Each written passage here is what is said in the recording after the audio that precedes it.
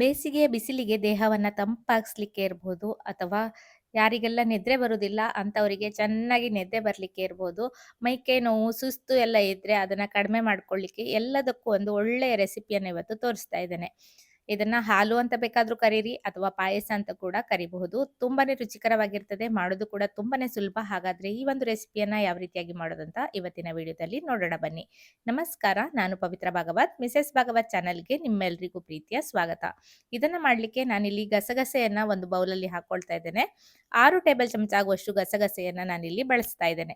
ಗಸಗಸೆ ಸ್ವಲ್ಪ ಬ್ರೌನಿಶ್ ಆಗಿರ್ತದಲ್ಲ, ಅದು ತುಂಬಾನೇ ಒಳ್ಳೆದಂತೆ. ನಾನು ಅಂಗಡಿಯಲ್ಲಿ ತಗೊಳ್ಳುವಾಗ ಅವ್ರು ಹೇಳಿದ್ದು ವೈಟ್ ಆಗಿದ್ರೆ ಅದು ಸ್ವಲ್ಪ ಪಾಲಿಶ್ಡ್ ಆಗಿರ್ತದೆ, ಇದು ಒರಿಜಿನಲ್ ಗಸಗಸೆ ಅಂತ ಹೇಳಿದ್ದಾರೆ.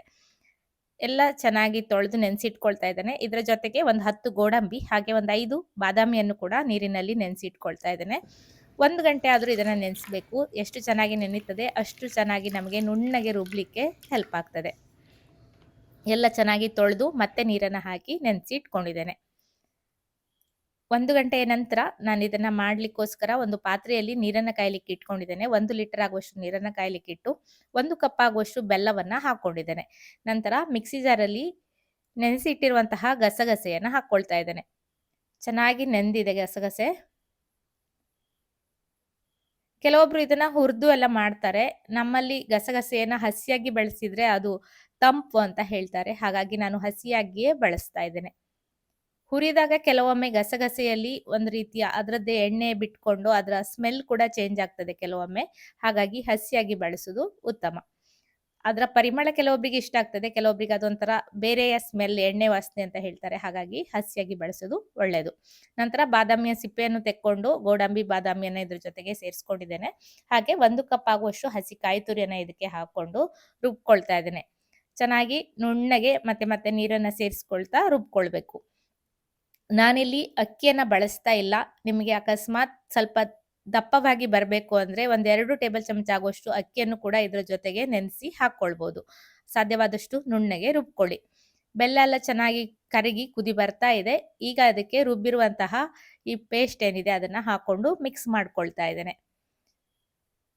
ಹೀಗೆ ಕುಡಿಲಿಕ್ಕೆ ನೀರಾಗಿದ್ರೆ ಆಗ್ಬಹುದು ಅಂತಿದ್ರೆ ಹೀಗೆ ಮಾಡ್ಕೊಂಡ್ರೆ ಆಯ್ತು. ನಿಮಗೆ ಗಟ್ಟಿಯಾಗಿ ಬೇಕು ಅಂದ್ರೆ ನಾನು ಈಗಾಗಲೇ ಹೇಳಿದ ಹಾಗೆ ಸ್ವಲ್ಪ ಅಕ್ಕಿಯನ್ನ ನೆನೆಸಿ ಹಾಕ್ಬೋದು. ಅಥವಾ ಗೋಧಿ ರವೆಯನ್ನ ಮಾಡ್ಬೇಕಾದ್ರೆ ಸ್ವಲ್ಪ ನೆನೆಸಿ ರುಬ್ಬಿ ಕೂಡ ಮಾಡ್ಬೋದು. ಅಥವಾ ಇದಕ್ಕೆ ಹಾಗೆ ಕೂಡ ಗೋಧಿ ರವೆಯನ್ನ ಹಾಕಿ ಕುದಿಸ್ಕೊಳ್ಬೋದು. ಸ್ವಲ್ಪ ಏಲಕ್ಕಿಯನ್ನ ಜಜ್ಜಿ ಇದಕ್ಕೆ ಹಾಕೊಂಡಿದ್ದೇನೆ. ಹಾಗೆ ಮಿಕ್ಸಿ ಜಾರಿಗೆ ಸ್ವಲ್ಪ ನೀರನ್ನ ಹಾಕಿ ಇದಕ್ಕೆ ಸೇರಿಸ್ಕೊಂಡಿದ್ದೇನೆ. ನೀರನ್ನ ಅಗತ್ಯ ಇದ್ದಷ್ಟು ಹಾಕೊಂಡು ಈ ರೀತಿ ಕುದಿಸ್ಕೊಳ್ತಾ ಇದ್ದೇನೆ. ಬೆಲ್ಲ ಹಾಕಿರ್ತೇವಲ್ಲ ಅದರ ಸಿಹಿಯನ್ನ ನೀವು ನೋಡ್ಕೊಂಡು ಹೆಚ್ಚು ಕಡಿಮೆ ಮಾಡ್ಕೊಳ್ಬಹುದು. ಹಾಗೆ ದಪ್ಪ ಎಷ್ಟು ಬೇಕು ಅಂತ ನೋಡ್ಕೊಂಡು ಕೂಡ ಹೆಚ್ಚು ಕಡಿಮೆ ಮಾಡ್ಕೊಳ್ಬಹುದು. ಹಾಗೆ ದಪ್ಪವಾಗಿ ಬರ್ಲಿಕ್ಕೆ ನಾನಿಲ್ಲಿ 2 ಟೀ ಚಮಚ ಆಗುವಷ್ಟು ಬಾರ್ಲಿ ಪುಡಿಯನ್ನ ಉಪಯೋಗಿಸ್ತಾ ಇದ್ದೇನೆ. ಅಕ್ಕಿಯನ್ನ ಹಾಕಿದ್ರೆ ಬಾರ್ಲಿಯನ್ನ ಹಾಕೋದು ಬೇಡ. ಬಾರ್ಲಿಯನ್ನ ಹಾಕ್ಲೇಬೇಕು ಅಂತ ಕೂಡ ಇಲ್ಲ. ಬಾರ್ಲಿ ಕೂಡ ದೇಹಕ್ಕೆ ತಂಪು. ಹಾಗಾಗಿ ನಾನು ಇದಕ್ಕೆ 1-2 ಟೇಬಲ್ ಚಮಚ ಆಗುವಷ್ಟು ನೀರಿನಲ್ಲಿ ಕರಡಿ ಹಾಕಿದ್ದೇನೆ. ದಪ್ಪವಾಗಿ ಬರ್ಲಿಕ್ಕೆ ಕೂಡ ಹೆಲ್ಪ್ ಆಗ್ತದೆ. ಹಾಗೆ ತಂಪು ಕೂಡ ಹೌದು. ಚೆನ್ನಾಗಿ ಕುದಿ ಬರ್ಸ್ಕೊಂಡ್ರೆ ಆಯ್ತು. ರುಚಿಯ ಬ್ಯಾಲೆನ್ಸಿಗೆ ನಾವು ಬೆಲ್ಲವನ್ನ ಹಾಕಿರೋದ್ರಿಂದ 1 ಚಿಟಿಕೆ ಉಪ್ಪನ್ನ ಹಾಕಬೇಕು. ಇಲ್ಲ ಅಂದ್ರೆ ಅದು ಸ್ವಲ್ಪ ಸಪ್ಪೆ ಸಪ್ಪೆ ಅನಿಸ್ತದೆ. 1 ಚಿಟಿಕೆ ಉಪ್ಪನ್ನ ಹಾಕಿ ಚೆನ್ನಾಗಿ ಕುದಿಸ್ಕೊಂಡ್ರೆ ರುಚಿ ರುಚಿಯಾದ ಗಸಗಸೆಯ ಹಾಲು ರೆಡಿ ಆಗ್ತದೆ. ತುಂಬಾನೇ ಸುಲಭ ಮಾಡೋದು. ತಿನ್ಲಿಕ್ಕೂ ತುಂಬಾನೇ ಚೆನ್ನಾಗಾಗ್ತದೆ. ಇದನ್ನ ಕೋಲ್ಡ್ ಆಗಿ ಕೂಡ ಕುಡಿಬಹುದು ಅಥವಾ ಬಿಸಿ ಬಿಸಿಯಾಗಿರುವಾಗ್ಲೇ ಬೇಕಾದ್ರೂ ಸೇವಿಸಬಹುದು. 2 ಕೂಡ ತುಂಬಾನೇ ಸೂಪರ್ ಆಗಿ ಆಗ್ತದೆ. ಇವತ್ತಿನ ಈ ಒಂದು ಸಿಂಪಲ್ ಆದ ರೆಸಿಪಿ ನಿಮಗೆಲ್ಲ ಇಷ್ಟ ಆಗಿದೆ ಅಂತ ಅನ್ಕೊಳ್ತೇನೆ. ಇಷ್ಟ ಆದ್ರೆ ಖಂಡಿತ ಲೈಕ್ ಮಾಡಿ, ಶೇರ್ ಮಾಡಿ, ಅನಿಸಿಕೆಯನ್ನ ಕಮೆಂಟ್ ಅಲ್ಲಿ ತಿಳಿಸಿ. ಹಾಗೆ ಚಾನಲ್ ಅನ್ನ ಸಬ್ಸ್ಕ್ರೈಬ್ ಮಾಡ್ಕೊಂಡು ಸಪೋರ್ಟ್ ಮಾಡೋದನ್ನ ಮಾತ್ರ ಮರಿಬೇಡಿ.